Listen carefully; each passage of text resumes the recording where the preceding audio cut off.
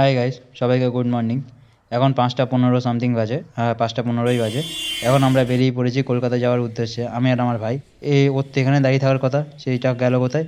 ওই অন্ধকারে দাঁড়িয়ে রয়েছে, বেচারা যা দেখতেই পাচ্ছি না। এই দুই ভাই মিলে সাইকেলে করে বেরিয়ে পড়লাম। অনেক বছর পরে আমরা দুজনে সাইকেলে, মানে আমি আর ও সাইকেলে উঠলাম। ওই যে স্টেশনে আসলাম, স্টেশনটা ফুল শুনশান, কয়েকটা হাতে গোনা কয়েকটা মানুষ ছিল। এই ট্রেন আসলো, ট্রেনে উঠলাম। তারপরে পেছনে দেখতে পাচ্ছি হচ্ছে হালকা হালকা করে ভোরের আলো ভোজা শুরু হয়েছে, কিন্তু অন্য দিনের তুলনায় আজকে শালা ঠান্ডা প্রচুর ছিল। চলো, এই ট্রেনে বসে বসে আমরা দুই ভাই মিলে আড্ডা মারছিলাম। মারতে মারতে কিছুক্ষণের জন্য ঘুমিয়েই পড়েছিলাম। তারপরে আর কোনো ক্লিপ ছিল না, এই আমরা জাস্ট বারাসাতে নামলাম। বারাসাতে চাপাজালির মোড়ে যাব। এখান থেকে হাঁটতে হাঁটতে আমরা চাপাজালির মোড়ে যাবো, ওখান থেকে বাস নেবো, বাস নিয়ে যাবো শেওড়াফুলি ঘাটে। এবার শেওড়াফুলি ঘাট মানে বুঝতেই পেরেছো, বাবার দর্শন করতে যাচ্ছি তারকেশ্বরে। বাসে উঠলাম, বসে এবার সেখানেও ঘুমিয়ে পড়েছি আর ক্লিপ নেওয়ার কথা ভুলে গিয়েছি। তারপরে এসে ঘাটে এসে জেটিতে উঠলাম। জেটিতে উঠে একটুখানি দুই ভাই মিলে আড্ডা মারছিলাম। মারতে মারতে চলেই গেলাম শেওড়াফুলির ঘাটের ওই পারে।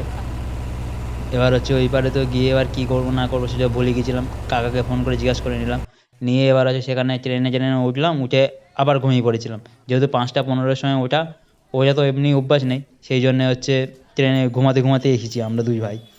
কোনো ক্লিপের কথা ভুলে গিয়েছি। এই হচ্ছে বাবার মন্দিরে যাওয়ার মেন গেট এইটা। আমরা এই পাশ দিয়ে ঢুকে আমাদের হোটেলের দিকে যাব। এই বাবার মন্দিরের পাশ দিয়ে আমাদের প্রায় হোটেলের রাস্তাটাই আছে। এই দেখো বাবার মন্দিরে শুধু ভক্তদের ভিড়টা দেখো। এবার আমাদেরও আসতে হবে। এবার ফোন তো আমরা নিয়ে আসতে পারবো না, তাই জন্য আগে একটু ক্লিপটা নিয়ে নিলাম। আর এখান থেকে বেরিয়ে আমরা যাবো রুমের দিকে, কারণ ফ্রেশ ট্রেশ হবো, ড্রেসগুলো চেঞ্জ করবো। এই যে সামনেই যে পিঙ্ক কালারের যে বাড়িটা দেখতে পাচ্ছি, এটাই আমাদের হোটেল ছিল, একদম ঠিক বাবার মন্দিরের অবস্থায়। তারপরে এখান থেকে আমরা আসলাম, পুজো টুজো দিয়ে কমপ্লিট করে আমরা স্টেশনে বসেছিলাম। কিন্তু আমাদের সাথে একটা ঘটনা ঘটেছে, ট্রেন আমাদের সামনে দাঁড়িয়ে রয়েছে, কিন্তু আমরা বুঝতে পারছি না যে কোনটা আমাদের ট্রেন। তারপর সব জিজ্ঞেস করে আমরা ট্রেনে করে উঠে বাড়ি আসলাম। এই আজকের মতো এই পর্যন্ত ভিডিও। চলো টাটা, নেক্সট ভিডিও খুব তাড়াতাড়ি আসছে।